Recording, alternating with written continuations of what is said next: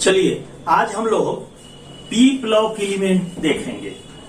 P block element या P block elements के बारे में हम लोग जान लें कि जब किसी तत्व का अंतिम इलेक्ट्रॉन पी ऑर्बिटल में प्रवेश करेगा तो उसे हम पी ब्लॉक के तत्व कहते हैं। पी ब्लॉक के तत्व जो है, इसके पहले हम लोग एसपीडीएफ ब्लॉक के तत्व को पीरियोडिक टेबल में 11th में हम आपको बता दिए थे। हम लोगों को 12th क्लास में पी ब्लॉक के एलिमेंट्स के बारे में देखना है, तो इस बात को जानेंगे कि जब भी किसी तत्व का अंतिम इलेक्ट्रॉन पी ऑर्बिटल में प्रवेश करेगा तो उसे हम पी ब्लॉक के तत्व कहते हैं। अब पी ब्लॉक के तत्व का आउटर मोस्ट कॉन्फ़िगरेशन यानी कि वैलेंस शेल कॉन्फ़िगरेशन जो होगा वह होगा हमारा NS2NP126।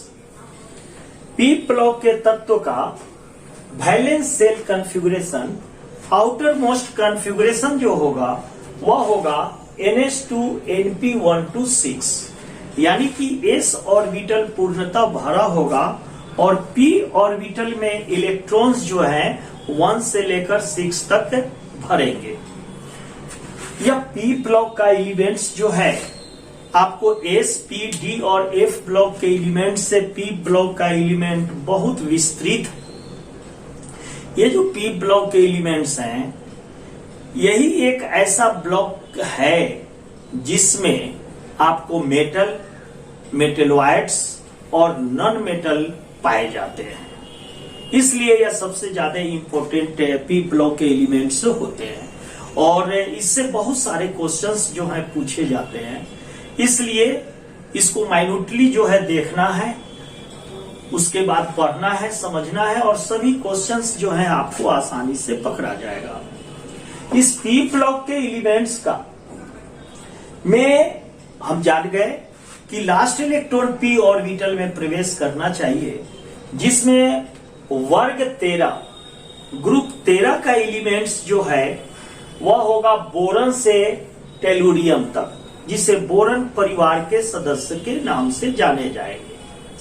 ये जो बोरन से टेलुरियम तक है, इसको याद करने का तरीका है कि बैगन, आलू, गाजर इन थैली। बैगन, आलू, गाजर इन थैली जब हम बताने लगेंगे तो हम सब आपको याद करवा देंगे। उसके बाद वर्ग 14 का तत्व है। ये जो ग्रुप 14 यानी 14 के जो एलिमेंट्स होंगे वह होगा कार्बन से लेकर लेड तक। कार्बन से लेकर लेड तक होगा, जिसको हम लोग याद करते हैं कहे शिव जी सुनो पार्वती। कहे शिव जी सुनो पार्वती। कार्बन से लेकर लेड तक कार्बन परिवार के सदस्य होंगे। उसके बाद वर्ग 15 जो हम लोगों को पढ़ना है सिलेबस में, वर्ग 15 का तत्व नाइट्रोजन से लेकर बिस्मथ तक होगा, जिसे हम नाइट्रोजन परिवार या निकोजन्स, निकोजन्स का अर्थ होता है दम घोटने वाले। निकोजन्स का अर्थ होता है दम घोटने वाले। तो क्वेश्चन आता है निकोजन्स से फैमिली के कौन कौन से एलिमेंट है, तो नाइट्रोजन, फास्फोरस, आर्सेनिक, एंटीमनी और बिस्मथ। इसको हम लोग याद रखेंगे। नाना पाटेकर आज सबके बीच हैं। उसके बाद में ये नाइट्रोजन परिवार के सदस्य कहलाएंगे। तब है वर्ग 16 के सदस्य। वर्ग 16 के जो एलिमेंट्स होंगे वह होगा ऑक्सीजन से लेकर पोलोनियम तक। ऑक्सीजन से लेकर पोलोनियम तक यह होगा ओल्ड स्टाइल से TPO। जब हम पढ़ाने लगेंगे तो आपको सब चीज लिखकर बताएंगे। यह ऑक्सीजन परिवार का सदस्य होगा, ऑक्सीजन फैमिली के एलिमेंट्स होंगे और इसको कैल्कोजन्स बोलते हैं। कैल्कोजन्स, इसको याद रखिएगा। आपका निकोजन्स जो होगा वह नाइट्रोजन ग्रुप के एलिमेंट्स होंगे और कैल्कोजेंस जो होंगे वह ऑक्सीजन ग्रुप के एलिमेंट्स होंगे, जिसे ऑक्सीजन परिवार का सदस्य बोला जाता है। तब है वर्ग 18 ग्रुप 18 के एलिमेंट से यह होगा हीलियम, नियोन, आर्गन, क्रिप्टन, जेनन और रेडन, जिसे हम उत्कृष्ट गैस कहेंगे। उत्कृष्ट गैस, इनर्ट गैस कहेंगे, अक्रिय गैस के नाम से भी जानते हैं। हीलियम, नियोन, आर्गन, क्रिप्टन, जेनन और रेडन। एक है वर्ग 17 का सदस्य, वर्ग 17 फ्लोरीन से लेकर स्टेंटीन तक होगा, जिसे याद करने का तरीका है फ्लोरीन, क्लोरीन, ब्रोमीन, आयोडीन, स्टेंटीन। इसको याद रखेंगे, फिर कल बाहर आई आंटी, यानी यह हैलोजेंस परिवार के सदस्य होंगे। अब एक बात जानेंगे कि ये जो नाइट्रोजन्स परिवार के सदस्य हैं, जिसमें हम लोगों को पढ़ना है, यह जो सिलेबस है हम लोगों का वर्ग 15 के सदस्य के बारे में पढ़ना है। वर्ग 15 के सदस्य में आएगा नाइट्रोजन, फास्फोरस, आर्सेनिक, एंटीमनी और बिस्मथ। और एक बात जानेंगे कि किसी भी ऑर्बिट में जो इलेक्ट्रॉन होगा वह होगा 2, 8, 8, 18, 18, 32। 9th क्लास की एक बात को हम आपको याद करा दें कि ये जो ऑर्बिट्स होते हैं, ऑर्बिट्स जो न्यूक्लियस है, इसमें प्रोटॉन्स और न्यूट्रॉन्स होंगे और इलेक्ट्रॉन्स जो है इसके चारों ओर जो है केंद्र के चारों ओर चक्कर लगाएंगे, जिसे ऑर्बिट, कक्ष या सेल के नाम से जानते हैं। उसका परिभाषा है कि the path for movement of electron around the nucleus is known as orbit. The maximum electron in any orbit equals to 2n square. यानी जिस रास्ता पर इलेक्ट्रॉन केंद्रक के चारों ओर घूमता है, मान लो जो कोई पाथ होगा, रास्ता होगा जिस पर इलेक्ट्रॉन केंद्रक के चारों ओर घूमता है, उसे हम ऑर्बिट या कक्ष कहेंगे। और किसी भी ऑर्बिट में मैक्सिमम इलेक्ट्रॉनों की संख्या 2n स्क्वायर के अनुसार होगा, जहां n जो है नंबर्स ऑफ ऑर्बिट, कक्षों की संख्या हो गई। अब जानेंगे कि ये जो ऑर्बिट है, फर्स्ट ऑर्बिट n बराबर 1 रखेंगे तो 2 इलेक्ट्रॉन होगा, n बराबर 2 रखेंगे तो 8 होगा, n बराबर 3 रखेंगे तो 18 होगा, n बराबर 4 रखेंगे, 4 रखेंगे तो 32 होगा। लेकिन हमको याद रखना है K, L, M और N, यह संकेत होगा ऑर्बिट का। तो 2, 8, 18, 32 के अनुसार जो है ऑर्बिट में इलेक्ट्रॉन्स रहते हैं। तो जब हम किसी ग्रुप में जब हम नंबर लिखने लगते हैं तो हम लिखेंगे कि नाइट्रोजन की परमाणु संख्या 7 है, 7 है, उसमें 8 जोड़ देंगे तो 8, 7, 15 हो जाएगा। पुनः उसमें 18 जोड़ देंगे तो हमारा यह 33 हो जाएगा। पुनः 18 जोड़ देंगे तो यह 51 हो जाएगा। और 32 जोड़ देंगे तो हमारा 53 हो जाएगा। और इस प्रकार से परमाणु संख्या हम नाइट्रोजन परिवार के जो तत्व हैं उसकी परमाणु संख्या को रटना नहीं होगा, आसानी से याद हो जाएगा बुआ। तो याद कैसे करेंगे नाइट्रोजन परिवार के सदस्य को? नाना पार्टिकल आज सबके बीच है। नाना पार्टिकल आज सबके बीच है।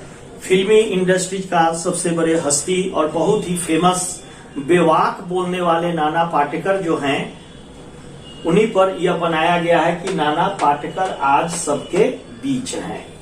और परमाणु संख्या जब हम याद रखेंगे तो परमाणु संख्या याद रखने में याद रखेंगे कि 7 है। 7 में हम क्या करेंगे? 8 जोड़ देंगे 15, पुनः 18 जोड़ेंगे 33, पुनः 18 जोड़ेंगे 51 और पुनः 32 जोड़ेंगे 53। और इस प्रकार से हमारा कॉन्फ़िगरेशन जो है पता चल जाएगा। क्या लिख रहे हैं आप लोग?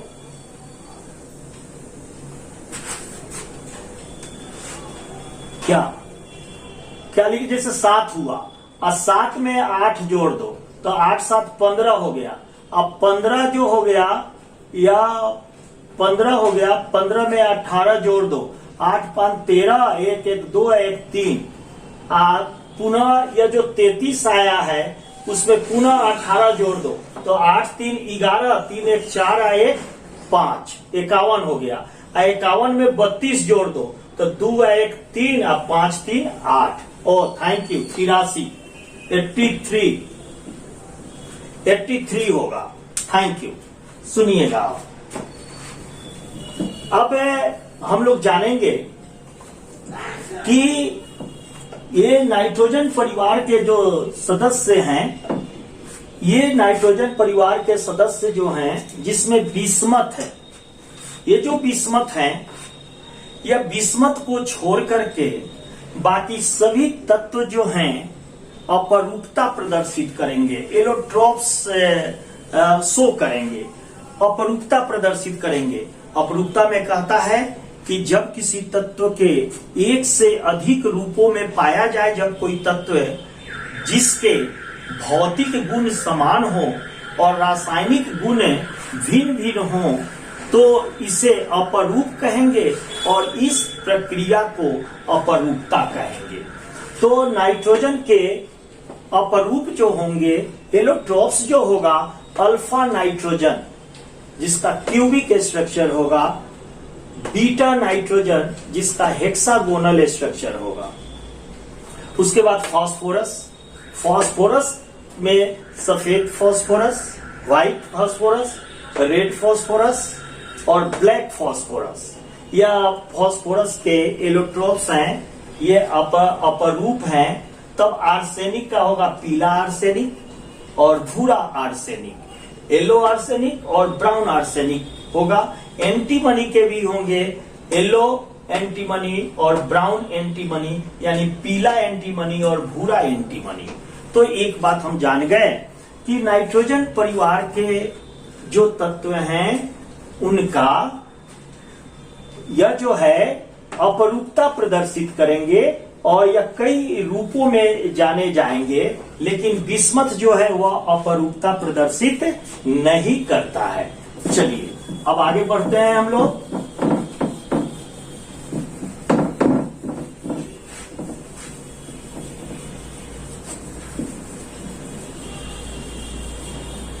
इसमें आपको यह भी बताया गया था कि यह नाइट्रोजन हो गया, फास्फोरस हो गया, आर्सेनिक हो गया, एंटीमनी हो गया और बिस्मथ हो गया। अब देखो यह नाइट्रोजन कैसे याद रखेंगे, नाना पाटेकर आज सबके बीच है, यानी नाइट्रोजन, फास्फोरस, आर्सेनिक, एंटीमनी और बिस्मथ। अब देखिए इसका एटॉमिक नंबर अब हम लोग याद रखेंगे तो 2 8 8 18 18 32 जोड़ेंगे तो इससे हो जाएगा 7 नाइट्रोजन। 7 में 8 जोड़ दो तो 8 7 15 हो जाएगा। 15 में 18 जोड़ो 33 हो जाएगा। 33 में 18 जोड़ो 51 हो जाएगा। 32 जोड़ो 83 होगा और रटना नहीं पड़ेगा, या एटॉमिक नंबर जो है आसानी से हम याद कर लेंगे। अब सुनिए ये जो क्या लिख रहे हैं 83, हाँ 83 लिखे हैं बुआ, 83 नहीं लिखे हैं, 83 लिखे हैं। स्पष्ट नहीं दिखाई दे रहा है तो ठीक है, स्पष्ट अब दिखाई देगा। ठीक है, अब सुनिए ये जो नाइट्रोजन, फास्फोरस, आर्सेनिक, एंटीमनी और यह बिस्मथ हैं, इसके बाहरी कक्ष में 5 इलेक्ट्रॉन होने के कारण यह ग्रुप 5 के एलिमेंट्स कहे जाते हैं। और हम आपको बताए हुए हैं कि एस और पी ब्लॉक के एलिमेंट को नॉर्मल एलिमेंट बोलेंगे, डी ब्लॉक के एलिमेंट को ट्रांजिशन एलिमेंट बोलेंगे, संक्रमण तत्व बोलेंगे।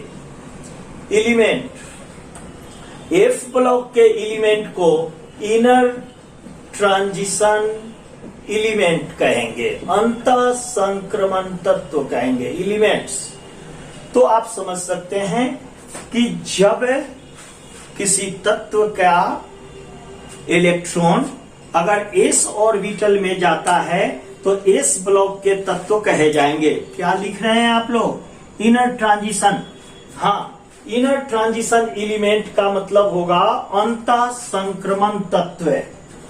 अब सुनिए, अब कहता है कि जो नाइट्रोजन है इसका जब हम कॉन्फ़िगरेशन लिखने लगेंगे तो यह हो जाएगा helium, neon, helium, neon, argon, krypton और जेनन। इस तरह से हम क्या करेंगे कि कॉन्फ़िगरेशन लिखने में यह लिख देंगे हम लोग। थोड़ा सा और नीचे करके लिखते हैं कि आपको दिखाई दे। देखो, यहां लिखते हैं नाइट्रोजन, एटॉमिक नंबर 7। नाइट्रोजन के बाद फास्फोरस, बोलो 15। Nitrogen, phosphorus, arsenic 33। आर्सेनिक के बाद एंटीमनी 51 और बिस्मथ 83। अब जरा देखिएगा कि इसमें जब कॉन्फ़िगरेशन हम लिखने लगते हैं तो हीलियम, नियोन, आर्गन, क्रिप्टन और जेनन लिख देंगे। और क्या करेंगे? हीलियम 1s2 तो यह होगा 2s2 2p3। तो देखो 2 और 2 4 और 3 7 इलेक्ट्रॉन्स आ गए जो एटॉमिक नंबर को बतलाएगा। यह हो जाएगा 3s2 3p3। एक एक ऑर्बिट को चेंज करते चलेंगे। क्या लिख रहे हैं? p Ni 3s2 3p3। हाँ, Ni लिखा हुआ है, नियोन लिखा हुआ है। उसके बाद में इसमें हो जाएगा 3d10 4s2 4p3। एक एक नए ऑर्बिट को बढ़ा देंगे, तब हो जाएगा 4d10 5s2 5p3। इसमें हो जाएगा जेनन में, बिस्मथ में 4f14 5d10 6s2 और 6p3।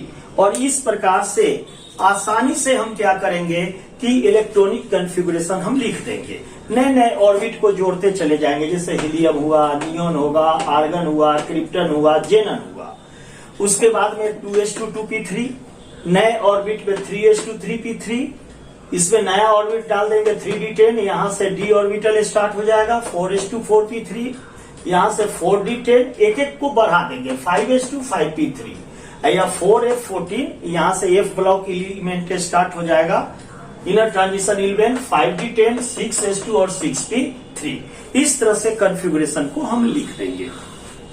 अब जानेंगे कि ये जो नाइट्रोजन के जो सदस्य हैं इनके बाहरी कक्ष में 5 इलेक्ट्रॉन हैं, इसलिए इसे 5a का हम ग्रुप में डाल देंगे। 5a क्या क्या आप लोग बोल रहे हैं? फिर से बताएं। हाँ ठीक है, फिर से बता रहे हैं, गौर से सुनिएगा। सबका वैलेंस इलेक्ट्रॉन की परिभाषा है संयोजी इलेक्ट्रॉन की कि the total number of electron in outermost orbit is known as valence electron. यानी किसी तत्व के बाहरी कक्ष में उपस्थित कुल इलेक्ट्रॉनों की संख्या को हम संयोजी इलेक्ट्रॉन कहते हैं। और वैलेंस इलेक्ट्रॉन जितना होगा उतना ही ग्रुप नंबर होगा। इस बात को याद रखिएगा, वैलेंस इलेक्ट्रॉन जितना होगा उतना ही उसका ग्रुप नंबर होगा। और आउटर मोस्ट जो ऑर्बिट होगा वह उसका पीरियड हो जाएगा। तो आप देख सकते हैं कि इसके बाहरी कक्ष में 5 इलेक्ट्रॉन है, सबके बाहरी कक्ष में यह 5 इलेक्ट्रॉन है, इसलिए यह 5th ग्रुप का एलिमेंट कहलाएगा। क्योंकि s और p ब्लॉक के हैं इसलिए इसे एक ग्रुप में डाला गया है। जो भी एस और पी ब्लॉक के एलिमेंट होंगे उसे एस सब ग्रुप में डाला जाएगा। तो यह फिफ्थ एक ग्रुप के एलिमेंट्स हो गए। अब देखो यहां पर पीरियड यानी आवर्त देखो, तो इसका बाहरी ऑर्बिट 2 है, आउटर मोस्ट ऑर्बिट बराबर पीरियड नंबर, तो इसका पीरियड 2 हो जाएगा, इसका पीरियड 3 होगा, या 4 होगा, या 5 होगा, और या 6 होगा। यह हमारा पीरियड हो गया। इस बात को गौर से याद कीजिएगा। क्या कर रहे हैं? अभिजीत सुधीर भैया के नोट से चेटिंग करके क्या तुम लोग पढ़ने के समय में क्या बात कर रहे हो? पढ़ने के समय में केवल पढ़ो। अब तुम लोग अब चैटिंग करने लगोगे, फिर बात करने लगोगे, तो क्या होगा? हम ठीक से नहीं पढ़ा पाएंगे। और इतना मेहनत करके पढ़ा रहे हैं आपको, तो जितने भी लोग हैं जो इस लॉकडाउन में आपके साथ हैं और आपको शिक्षा दे रहे हैं, तो आपको चाहिए कि आराम से पढ़ें, या सब तेला बेला चैटिंग मत कीजिए, गौर से सुनिएगा। अब पीरियड होगा, पूछेगा नाइट्रोजन किस आवर्त का सदस्य है, तो दूसरा आवर्त का, फास्फोरस किस आवर्त का सदस्य है, तो तीसरा का, आर्सेनिक चौथा का, एंटीमनी पांचवा का, और बिस्मथ होगा छठा आवर्त का। यह तत्व कहलाएगा। और सबके बाहरी कक्ष में 5 इलेक्ट्रॉन है, इसलिए इसका वैलेंस इलेक्ट्रॉन 5 होगा। अब आगे चलते हैं हम लोग। अब जानेंगे कि हमारा नाइट्रोजन से लेके फास्फोरस तक है, इसका फिजिकल प्रॉपर्टी हम जानेंगे। नाइट्रोजन परिवार के सदस्यों का फिजिकल प्रॉपर्टी यानी भौतिक गुण। तो देखो, नाइट्रोजन गैस है, फास्फोरस सॉलिड है, और नीचे जैसे जैसे जाएंगे वह सॉलिड होता चला जाएगा। तो नाइट्रोजन जो है अपने परिवार के सदस्यों के साथ असंगत व्यवहार करता है। जैसे यह तो हो गया गैस, यह सब हो गया सॉलिड, तो असंगत व्यवहार करने लगा नाइट्रोजन। एक एक पॉइंट करके हम लोग डील करेंगे और जानेंगे। पुनः जानेंगे कि नाइट्रोजन के पास में 2s और 2p ऑर्बिट नंबर है, और ये नाइट्रोजन जो है वह क्या है? नॉन मेटल है। फास्फोरस भी नॉन मेटल है और धातु है। आर्सेनिक और एंटीमनी जो है मेटलॉइड्स है, और बिस्मथ जो है वह मेटल है। पहले ही शुरू के क्लास में हम आपको बता चुके हैं कि ये नाइट्रोजन परिवार के सदस्य जो है वर्ग 15 के सदस्य जो हो गए, वर्ग 15 के सदस्य जो हैं वह में उस सदस्य के परिवार के तत्वों के बीच में या धातु, अधातु और उपधातु तीनों गुण आपको पाया जाएगा। इसीलिए सबसे ज्यादा इंपॉर्टेंट परिवार के एलिमेंट्स कहलाते हैं। तो नाइट्रोजन और फास्फोरस नॉन मेटल हो गया। नॉन मेटल के बारे में हम आपको पहले भी बता दिए हैं कि जिसका भी वैलेंस इलेक्ट्रॉन 1, 2, 3 होगा वह मेटल होगा, यह मेटल होगा। जिसका वैलेंस इलेक्ट्रॉन 4 होगा मेटेलॉइड्स होगा, उपधातु मेटेलॉइड्स हो जाएगा। और जिसका भी वैलेंस इलेक्ट्रॉन 5, 6, 7 होगा वह नॉन मेटल होगा, नॉन मेटल। और एक बात और जानेंगे कि यह बच्चों सबको बताया जाता है कि जिसके अंत में इयम हो तो वह सब धातु होगा। Sodium, potassium, rubidium, caesium, francium, calcium, arsenic, antimony और बिस्मथ, ये सब जो है यम वाले होंगे, सब मेटल होंगे। और जिसका वैलेंस इलेक्ट्रॉन 1, 2, 3 होगा तो यह होगा मेटल, और 5, 6, 7 नॉन मेटल होगा। और हम जान लेंगे कि ये नाइट्रोजन और फास्फोरस जो है वह हमारा नॉन मेटल होगा।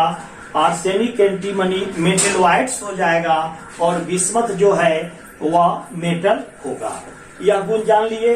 अब हम लोग जानेंगे इसके प्रॉपर्टी के रूप में। चल रहा है, हाँ ठीक है। इसके बाद में हम लोग जानेंगे कि इसका तो भौतिक प्रॉपर्टी जान गए। अब हम लोग जानेंगे कि एटॉमिक नंबर फर्स्ट। अब ग्रुप वेरिएशन में एटॉमिक नंबर के बारे में जानेंगे कि एटॉमिक नंबर का क्या होता है। क्या लिख रहे हैं सर नितेश? हाँ, अब एटॉमिक नंबर परमाणु संख्या। परमाणु संख्या देखिए, ग्रुप वेरिएशन का यह प्रॉपर्टी हम आपको बताने जा रहे हैं, इस पर थोड़ा सा ध्यान दीजिएगा। परमाणु संख्या Z, तो Z बराबर होगा इलेक्ट्रॉनों की संख्या बराबर प्रोटॉनों की संख्या।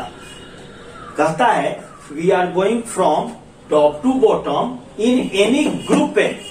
यहां से हम ग्रुप में जाते हैं तो atomic number increases due to increasing of numbers of proton. जब हम किसी वर्ग में ऊपर से नीचे की ओर आते हैं तो परमाणु संख्या में वृद्धि होती है। एटॉमिक नंबर में वृद्धि होगी। देखो 7 है, 15 है, 33 है, 51 है, 83 है, तो परमाणु संख्या में वृद्धि हो जाएगी। उसके बाद में परमाणु संख्या में जो वृद्धि होगी तो Z बराबर इलेक्ट्रॉन बराबर प्रोटॉन्स हो जाएगा। तो हम देख सकते हैं कि we are going from top to bottom in any group. Atomic number increases due to increasing of numbers of proton. जब हम किसी वर्ग में ऊपर से नीचे की ओर जाते हैं तो हमारा प्रोटॉनों की संख्या लगातार बढ़ने के कारण परमाणु संख्या में वृद्धि होती है। अब दूसरा पॉइंट हम लोग आएंगे, एटॉमिक मास। एटॉमिक मास यानी परमाणु द्रव्यमान या एटॉमिक वेट। परमाणु द्रव्यमान A बराबर होगा प्रोटॉन्स जोड़ न्यूट्रॉन्स, इसको न्यूक्लियॉन्स बोलेंगे, न्यूक्लियॉन्स। अब कहता है कि we are going from top to bottom in any group. Atomic weight increases due to increasing of numbers of nucleons, और न्यूक्लियॉन्सों की संख्या में वृद्धि होने के कारण हमारा परमाणु द्रव्यमान में वृद्धि होगी। अब तीसरा पॉइंट जानेंगे इसका, ग्रुप वेरिएशन का तीसरा पॉइंट जानेंगे, परमाणु की त्रिज्या। एटॉमिक रेडियाई, एटॉमिक रेडियाई के बारे में जानेंगे कि जब भी हम किसी ग्रुप में ऊपर से नीचे की ओर आते हैं तो हमारा परमाणु त्रिज्या में वृद्धि होती है। वृद्धि होने का कारण क्या है कि नए नए ऑर्बिटों की संख्या में वृद्धि हो जाती है। देखो दूसरा ऑर्बिट, तीसरा ऑर्बिट, चौथा ऑर्बिट, पांचवा ऑर्बिट और छठा ऑर्बिट। ऑर्बिट की संख्या में वृद्धि होने के कारण यह हमारा जो है एटॉमिक रेडियाई जो है वह बढ़ जाएगा। उसके बाद में अगला पॉइंट हम जानेंगे आयोनाइजेशन पोटेंशियल। सबसे इंपॉर्टेंट आयोनाइजेशन पोटेंशियल।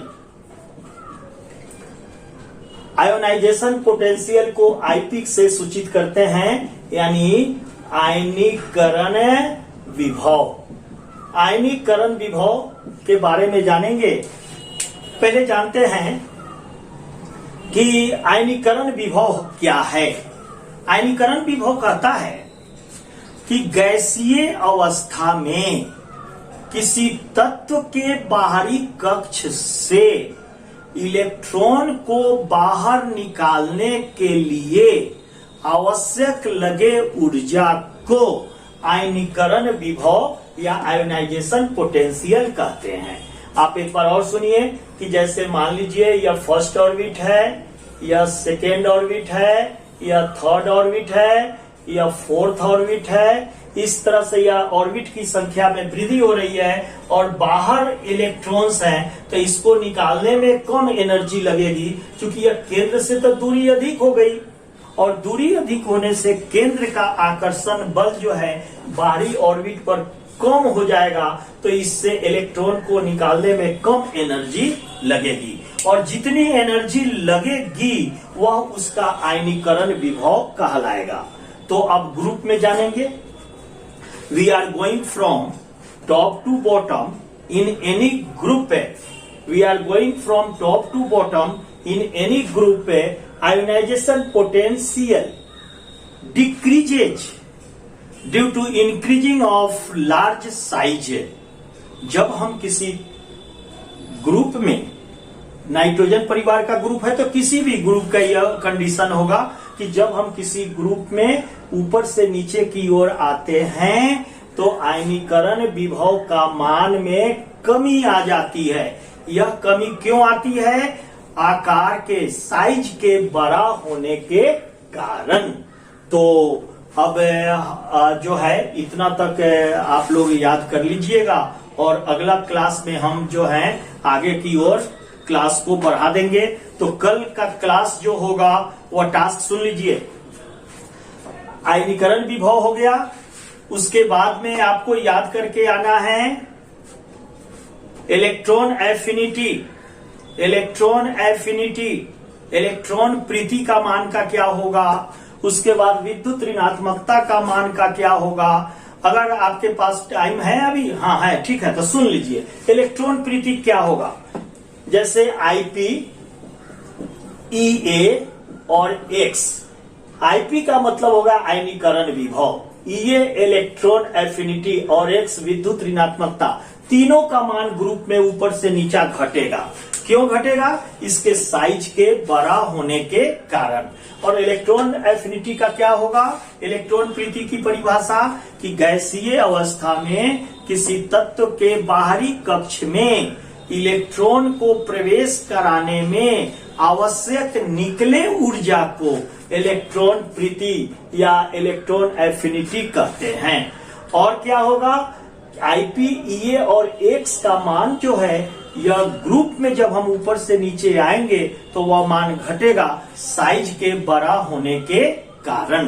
तो इस प्रकार से वर्ग 15 के तत्वों का आपका यह फिजिकल प्रॉपर्टी मैंने बता दिया, आपका प्रॉपर्टी जो है गुण भी बता दिया, इसके एलोट्रॉप्स के बारे में भी बता दिए, कॉन्फ़िगरेशन के बारे में भी बता दिए।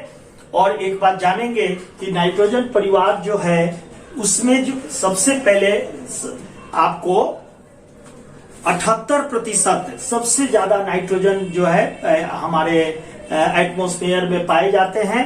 फास्फोरस का स्थान 10वां स्थान माना जाता है। तो इस प्रकार से इतना तक आप लोग याद कर लीजिएगा। कल का जो क्लास होगा उस कल के क्लास में हम आपको नाइट्रोजन फास्फोरस का कंपैरिजन करके, इस पर बहुत सारे क्वेश्चंस आएंगे नाइट्रोजन और फास्फोरस का, उस नाइट्रोजन और फास्फोरस का आपका जो कंपैरिजन किया जाएगा और असंगत व्यवहार क्या है, इस सब बातों को कल पढ़ के आइएगा। ठीक है, थैंक यू।